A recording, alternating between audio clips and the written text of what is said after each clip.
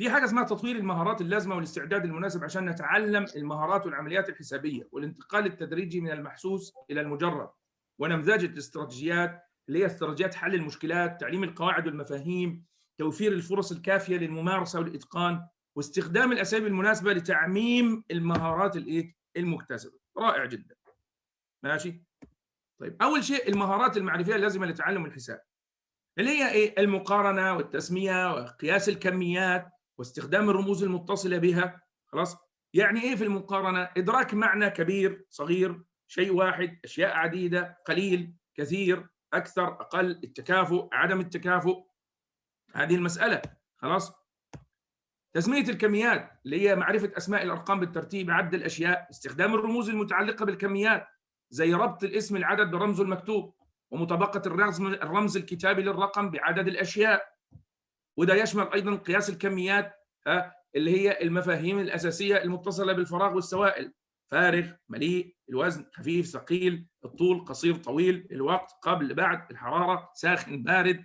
كل هذه كل هذه الاشياء.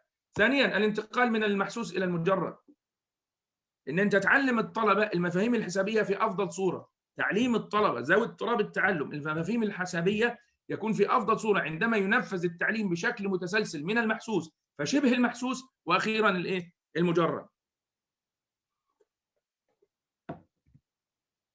وما يعنيه ذلك ايه؟ انه يستهل تعليم المفاهيم الحسابيه باستخدام اشياء حقيقيه، ثم بعد ذلك يحولها الى ايه؟ الى رسومات او رموز، يبقى شبه محسوس، ثم بعد ذلك ينتهي الى الطريقه المجرده المستخدمه في العمليات الحسابيه. خلاص؟ اللي هي الارقام بدلا من الرسومات او الرموز. كمان مساله تعليم الطلبه ذوي اضطراب التعلم المصطلحات والمفاهيم الحسابيه. فالطالب بحاجه انه يعرف مثلا معنى القسمه، معنى الضرب، معنى الجمع، معنى الطرح، ويعرف معنى الناتج والباقي والفرق والمجموع. إذا لم يعرف الطالب أو يدرك معنى هذه المفاهيم الحسابية، طبعا أنت بقى الباب أمامك كما قلت الميدان رحب واسع فأبدع كما تشاء يا سيدي. أبدع كما تشاء. خلاص؟ في هذا في هذا المضمار.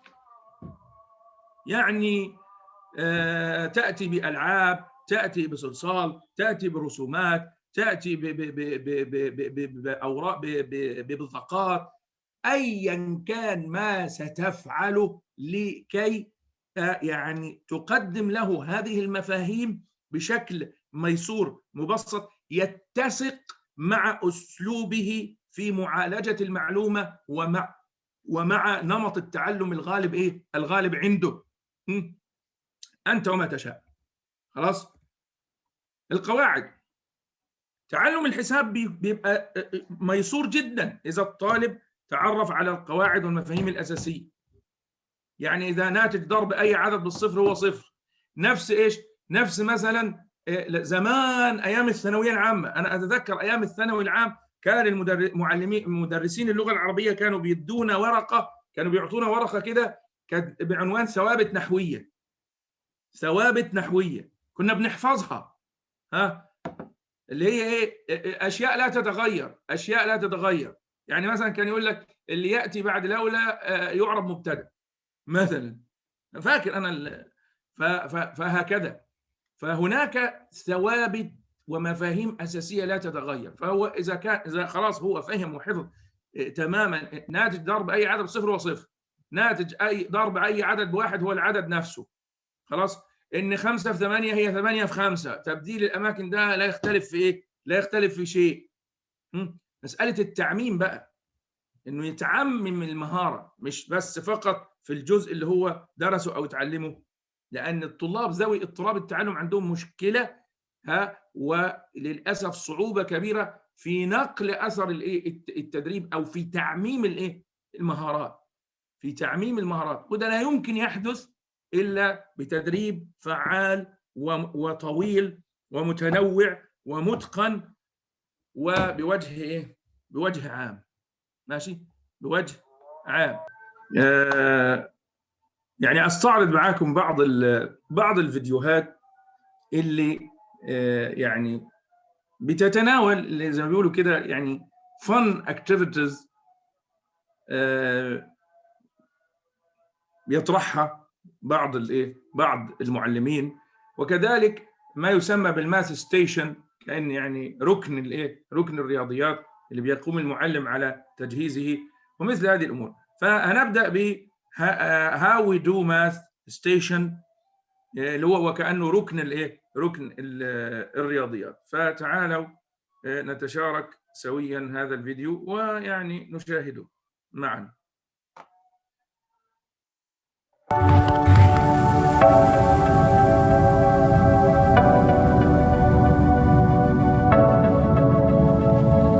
Welcome to Aaron's Hobbies Presents. Today's edition is going to be a math edition. So I've had several questions about how I do math. And the first question, before I get into stations, the first question was, how do I address counting and adding with my kids? Do I use our fingers? Do we use manipulatives? Do we do it just in our head? Do we use markers? The answer is all of the above. My theory on math is that I need to give my kids as many tools as possible to allow them to do mental math or to use manipulatives. So the first thing that I do is I teach them to do it with their head. So if I told them 3 plus 2, we learn to go 3 plus 2, and then we count 3, 4, 5. Or if it's takeaway, 3, and then they take it back, 2, 1. So that's one way that I do that. I teach them how to use tally marks and then erase or add more tally marks. We use manipulatives where they're having to count on or take away. I don't really subscribe to one firm idea. I just kind of use what works best for the class at the year. You kind of have to be flexible and figure out, are they hands-on? Are they mental mathers? Are they using their fingers? And just give them as many tools as you can.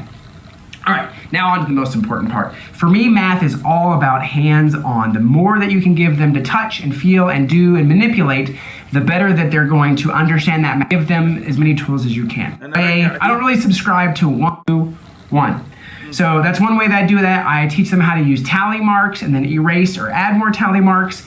We use manipulatives where they're having to count on or take away. I don't really subscribe to one firm idea. I just kind of use what works best for the class at the year. You kind of have to be flexible and figure out, are they hands-on? Are they mental mathers? Are they using their fingers?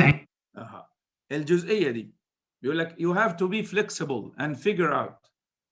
لابد أنت كمعلم تكون مرن وتستطيع to figure out، يعني أن تتعرف أو تكتشف هل هم بيعتمدوا على المنتال ماث، هل هم بيعتمدوا على أصابعهم، هل هم بيعتمدوا على الحركة. يعني اللي هو بنقول عليه إيه؟ اللي هو بنقول عليه نمط التعلم أو الوسيلة المفضلة لديهم. نمط التعلم، القناة الإدراكية الأعلى، whatever أيا كانت التسمية. المهم ان انت لابد ان انت تقوم على دراستهم، ملاحظتهم مليا، عشان تستطيع ان انت تدرك هذه الاشياء، لان هي تعتبر المداخل اللي انت هتستخدمها. وايه كمان يا سيدي؟ Just give them as many tools as you can. وعليك ان تعطيهم as many tools as you can. صح؟ يعني قدر ما تستطيع من الادوات عليك ان تعطيهم، يعني أكبر عدد ممكن as many as you can من الإيه؟ as many tools as you can، يعني أكبر عدد تستطيعه من الأدوات والوسائل التي تعينهم على الإيه؟ على الفهم والاستيعاب والتعامل مع الماث. All right, now on to the most important part. For me, math is all about hands-on. The more that you can give them to touch and feel and do and manipulate. يقول أنا بالنسبة لي الماث ده يعني hands on. فأنت كل ما أعطيتهم وسائل تعتمد على إيه؟ they can feel, they can touch, they can see، يبقى يقدروا يشوفوا، يقدروا يلمسوا، يقدروا يلعقوا، يبقى هيستوعبوا الأمور بشكل إيه؟ أكبر. Manipulate, the better that they're going to understand that math later on down the road. So what we do is we have stations, and each station is a 2-person station. So I'm just going to run through these really quick just to give you guys some ideas. طيب دي عبارة عن إيه؟ هو عامل فكرة اسمها ماث ستيشن، والماث ستيشن دي المحطة دي، محطة الماث دي لشخصين، محطة لشخصين. أنت اعملها بقى لشخصين، اعملها ل3، اعملها 4، اعملها انت حر على حسب الايه الوضع عندك. ماشي؟ الوضع عندك. ولذلك شوف اهو اختي حوريه بتقول ايه؟ تشغيل اكبر قدر من الحواس. اخي علي يقول المرونه في توظيف الوسيله الافضل والاسرع في تعلمهم والطريقه التي يفهمون ايه بها. رائع جدا. اذا انتم متابعين معايا على ايه؟ على اعلى مستوى. يلا ها هنعمل ايه يا سيدي بقى؟ Ideas of what we're doing right now. So in this station right here, it is a threading station. So this works great for hand and eye coordination and their little fingers. So they have to thread these onto a string. Now, to make this more challenging, what I've done is I have given them number cards. And so if they were to put on the number 2, then they have to match that number 2 with 2 manipulatives. 1, 2. And they thread that on. بص بقى هو بيضرب ايه؟ بيضرب عصفورين بحجر واحد. بيشتغل على الفاين موتورز والكوردينيشن وكمان تمييز الاعداد والعد. يسموه النشاط المشترك. النشاط المشترك اسمها كده دلوقتي الانشطه الايه؟ المشتركه. لذلك اخي طلال بيقول تثبيت وتعميم المعلومه تثبيت وتعليم يتطلب توظيف اكبر قدر من الحواس مع تكرار العمليه التعليميه. خلاص؟ ماشي جميل جدا. الممايدة في تملك المعرفة. مش فاهم يعني ايه الممايدة. خلاص.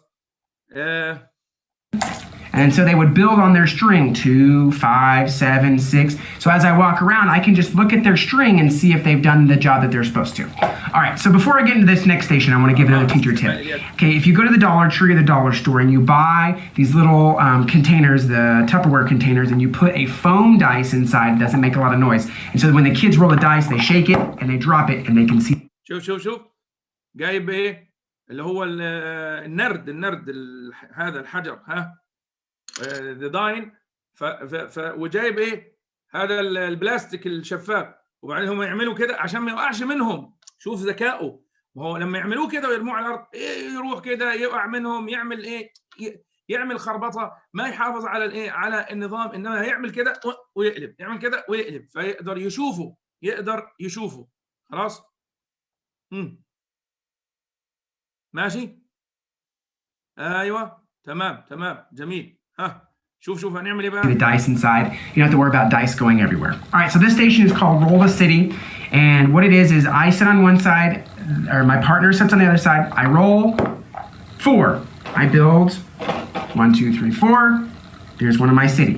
Then the kid builds his city. I build, he builds. I build, he builds.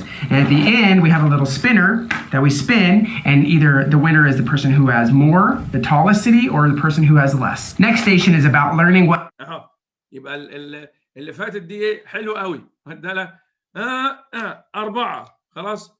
يبقى هيعد 4 مكعبات 4 كيوبز وبعدين يحطهم وبعدين الثاني يحط وبعدين الثالث في الاخر عنده بقى سبينر والسبينر ده في مؤشر بحيث انه يقول طيب يا اما اللي عنده اكبر يا اما اللي عنده اقل.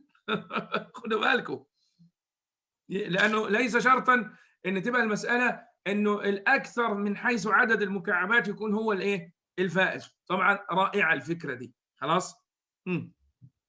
What number comes next or before. So on here we've got some popsicle sticks that we've written 2 blank 4 5 6, and then they need to find the clip that goes with it and put it on there. So now it's 2 3 4 5 6. So it's about. شوف اللي هو ترتيب الارقام. الرقم اللي ياتي قبل والرقم اللي ياتي بعد. فهو حاطط على هذه المشابك الصغيره صح ارقام وعلى هذه العصيان الستكس دي بتتباع في كل مكان. يستخدموها في المشرق للتخاطب. عصيان التخاطب دي عشان ايه يحطوها على اللسان. وفي مصر يقولوا عليها عصايه الستيك اللي هو الايس كريم. خلاص. في البعض بيعمل كده والله بيروح يجيب العصيان وهي رخيصه الثمن على فكره وبتتباع في كل بتتباع في كل مكان. ماشي. Finding the missing number. Next station is one of my kids' favorite stations. And so all you gotta do is you go to the party store and you buy ketchup containers of these little mini cups. بيقول لك روح للستور وقول له انا عايز الايه البتاع بتاع كاتشب كونتينر. خلاص. اللي هي الايه الصغيره هذه. خلاص ايوه ماشي. طيب تعالى كده and just write different numbers in them, okay? You also need to go buy the beaded necklaces, and what you do is you cut them into groups. So all of my red beaded necklaces I cut into هتروح بقى تشتري النكلس دي اللي هي السوار اللي بايه، اللي هي الاسوره هذه اللي ايه اللي بتاعه العنق، خلاص، وتبتدي يقول لك ايه قطعها cut it into pieces، قطعها لايه لقطع حسب الايه حسب العدد. طبعا انت اوريدي في الكاتشب كونتينر ده انت كتبت رقم، كتبت ايه رقم. Groups of 10. All my oranges I cut in the groups of 5. My yellows I cut in groups of 3. My blues I cut in groups of 2, and then my greens are 1s. And so what they have to do is if they pull the cup 7, they have to figure out what combinations make 7. So I could put in there 5 and 2 more, or they could build it with 3, 3, and 1 more. So this is teaching them the combinations to build numbers. Next. شفت الفكرة الرائعة دي؟ طبعا جايب هو النكلس دي ألوان وقايم بتقطيعها بحسب اللون، مثلا الأورنج 5، اللي مش عارف الزرقاء 3، الصفراء مش عارف كذا. حلو. وبعدين الطلاب عليهم ايه؟ عليهم ان هم هيجيب الكاتشب كونتينر ويشوف الرقم كام، 7 8 10 9 4، وبعدين يبتدي يشوف الكومبينيشن الصحيح. كيف ممكن نعمل الرقم 7؟ والله يقول 5 زائد 2، واحد يقول لك 3 زائد 1، واحد ثاني يقول لك مش عارف كذا، ويبتدي يحط الكومبينيشنز الايه الصحيحه داخل الايه داخل الكاتشب كونتينر ده. حلو قوي. Station is called Domino Parking Lot. And what it is I just made a little parking lot that has all the numbers 0 through 12. And so what they have to do is pull a domino. This is 1 and 0. I know that makes 1.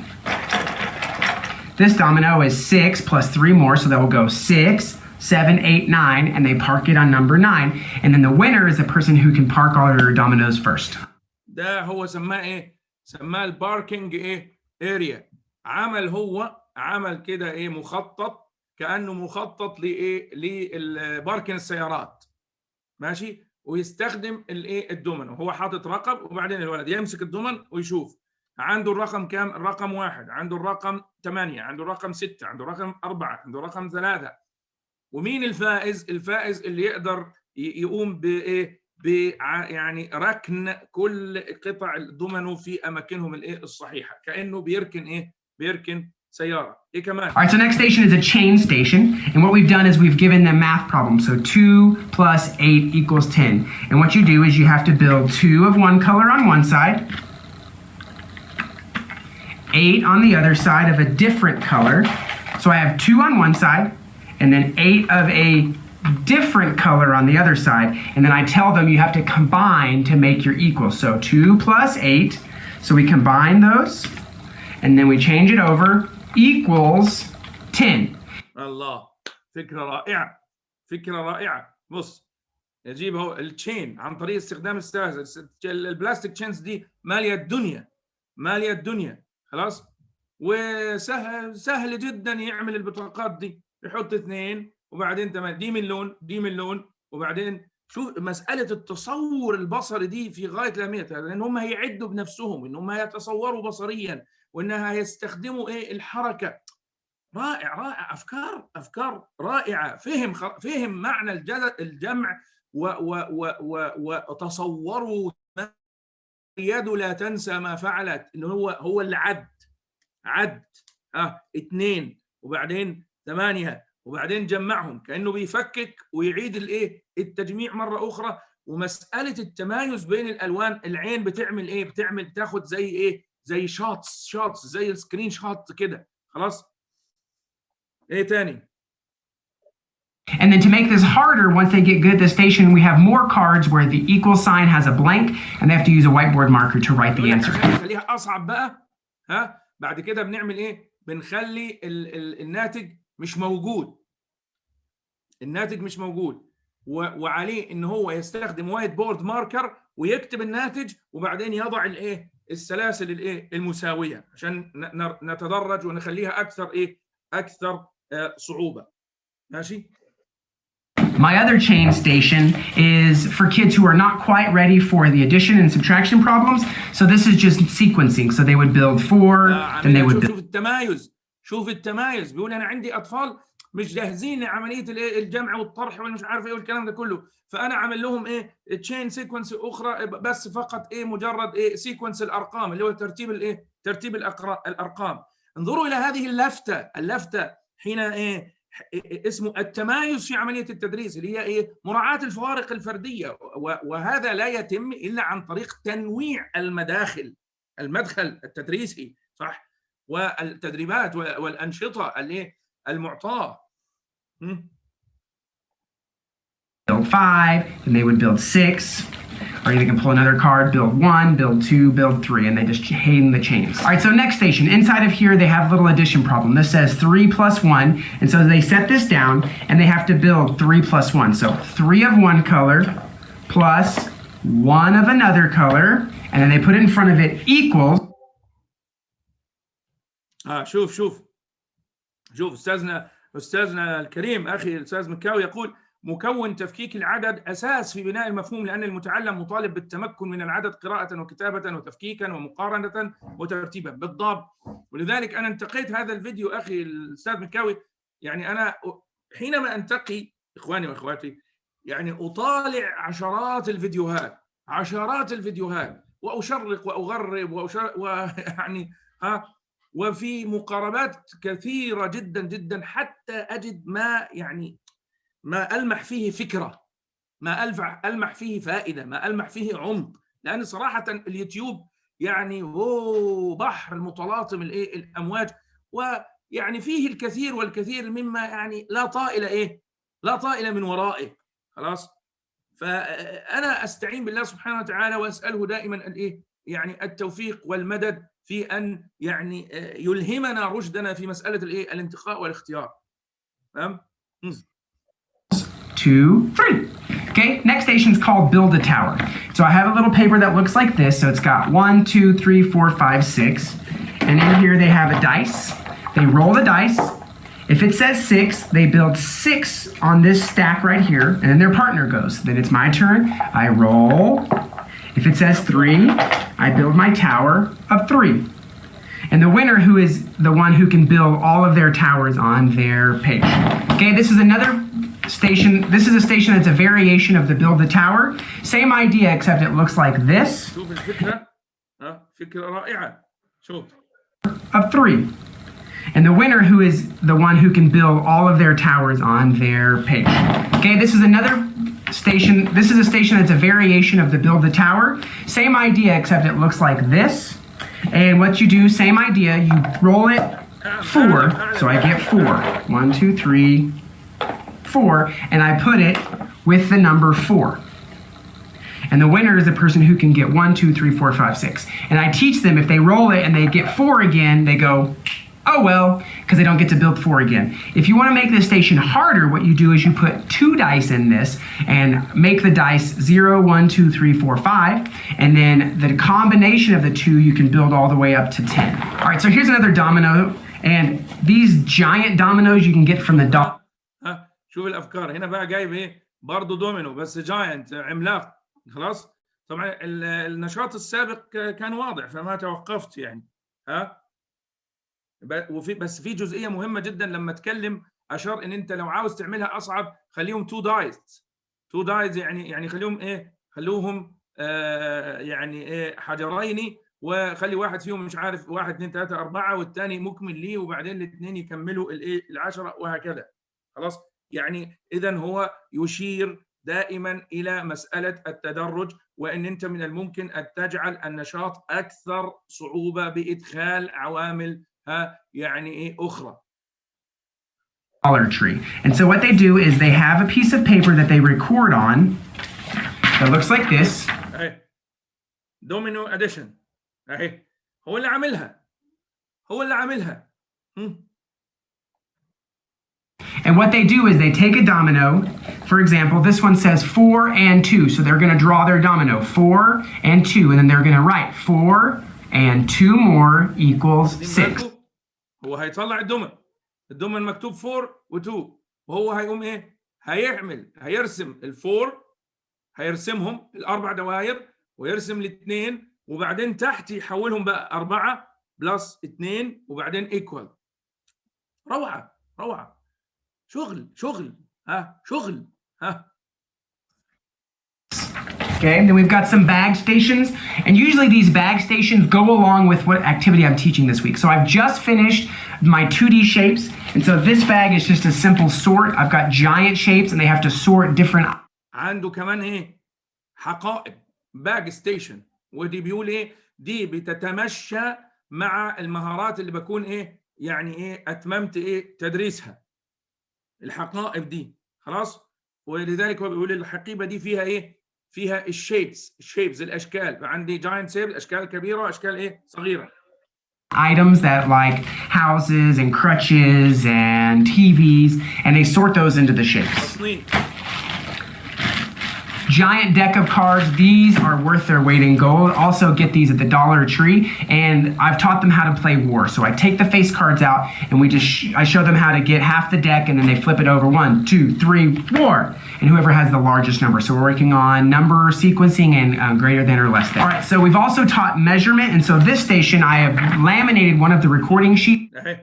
We can measure المقاييس. شوف that we've done as a group, and then what they need to do is they pull something and then they use Unifix cubes to measure the width or the height of something, and then they record it on their recording sheet. All right, and this is one of my favorite stations. So you can build these with just beads and Chanel sticks or pipe cleaners, and what it is you make a circle, and so this one says number 6, and there are 6 beads, and so what they have to do is they experiment with 6 can be 6 and 0. Or they move 1 over. 6 can be 5 and 1 more. Move 1 over. 6 can be 4 and 2 more. And so what I've done is, after they've had opportunities to play with these and experiment, then I've added some laminating recording sheets. And so what they do is, here's the number 6. So they're going to draw whatever combination they built. So like 4 and 2, and then they write 4 and 2 more equals 6. All right, so that. Allah. شوف الابداع، شوف الابداع. ابداعاته خلاص.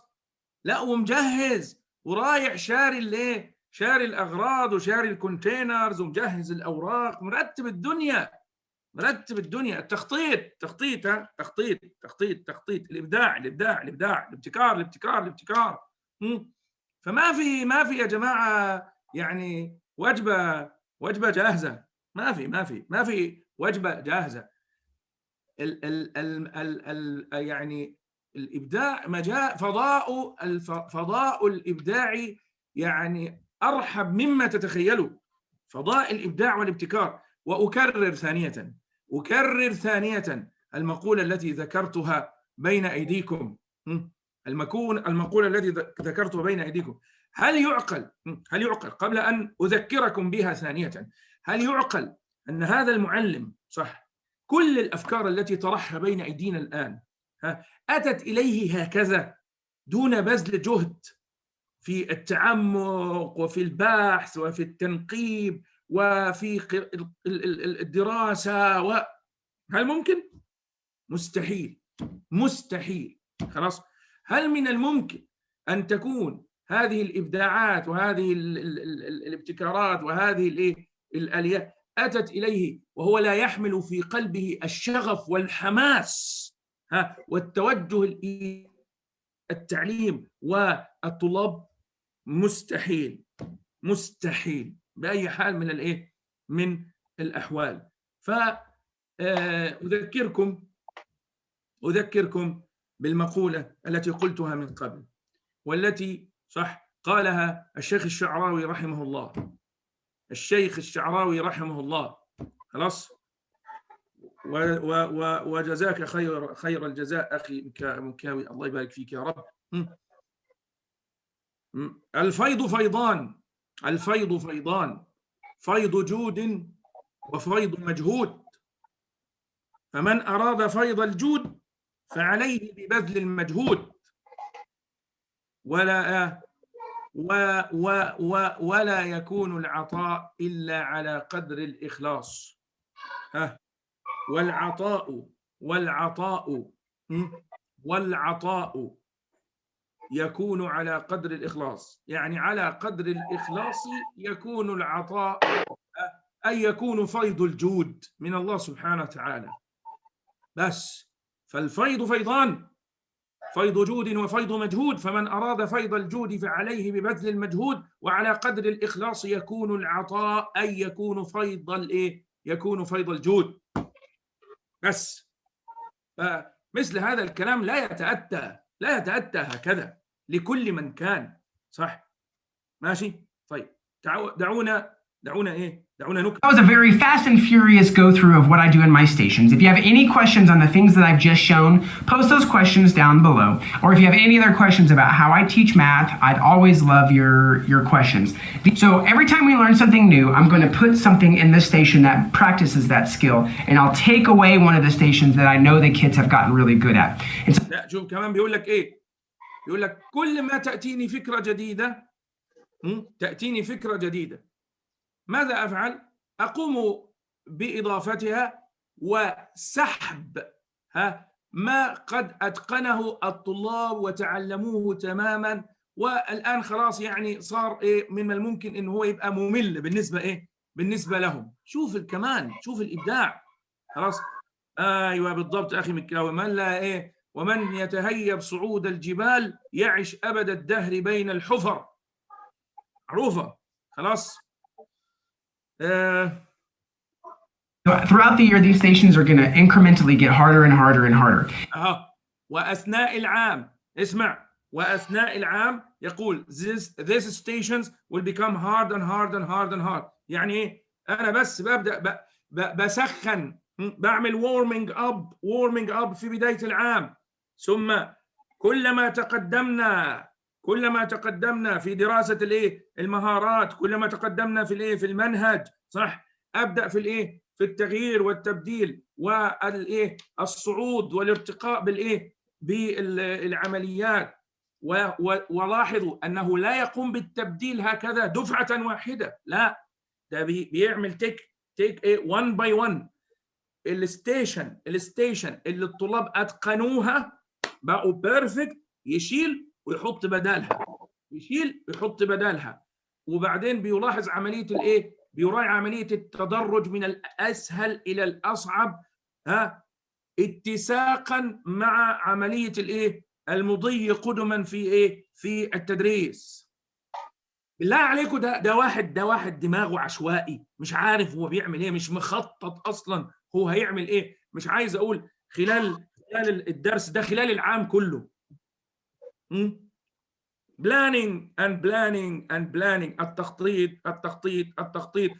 واذكروا لما يعني طرحت بين أيديكم الحديث عن مسألة التدريس الفعال ومكونات التدريس الفعال، وطرحت بين أيديكم الحديث عن المعلم وما ينبغي أن له من مهارات، وركزنا بشكل كبير جدا على مسألة التخطيط. حتى في التدريس الإبداعي بالضبط يا أخي مكاوي. عمل بلا تخطيط للفشل، عمل بلا تخطيط للفشل. في التدريس الإبداعي حينما تعرض المتخصصون للحديث عن دور المعلم في تعليم التفكير، قالوا أنه أول دور له أنه بلانر، يعني مخطط. الميكروفون أخي، الميكروفون لو سمحت. خلاص. بلانر يعني مخطط، لا يدع أي شيء مهما كان صغيرا إلا ويضعه قيد التخطيط والتنفيذ والتطوير الدائم أيضا. مش أنا عملت خطة وخلاص اشتغل عليها بقى عام تلو العام، ومرحلة تلو المرحلة، وطالب تلو الطالب، خلاص بقى أنا يعني حفظتها وأصبح الأمر سهل وميسور بالنسبة لي. لا لا لا لا لا لا, لا. ده ركود، والركود ده يعمل خلاص يعمل الماء يأسا على طول، الماء يأسا. خلاص.